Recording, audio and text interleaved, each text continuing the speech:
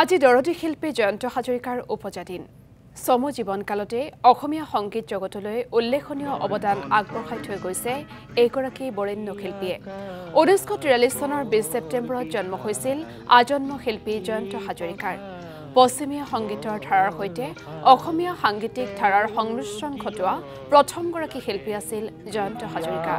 জ্যেষ্ঠ ভাতৃ সুধাকণ্ঠ ডক্টৰ ভূপেন হাজৰিকাৰ পদাংক অনুসৰণ কৰি অসমীয়া সংগীতৰ প্ৰৱহমান ধাৰাটোক অধিক গতিশীল কৰিছিল এইগৰাকী দৰদী শিল্পীয়ে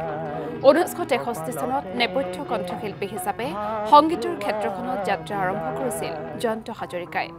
লতিখতি আৰু চিকমিক বিজুলীৰ ছবিত সহকাৰী সংগীত পৰিচালক হিচাপে কাম কৰাৰ উপৰিও সৰু চৰিত্ৰতো অভিনয় কৰিছিল শিল্পীগৰাকীয়ে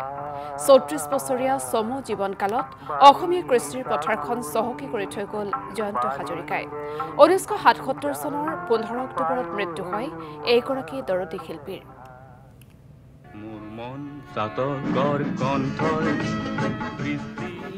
আকাশ বৰ বিশাল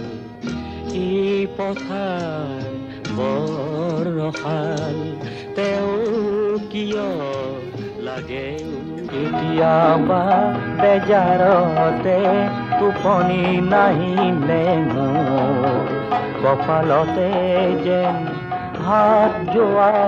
বুলাই কপালতে যেন হাত যোৱা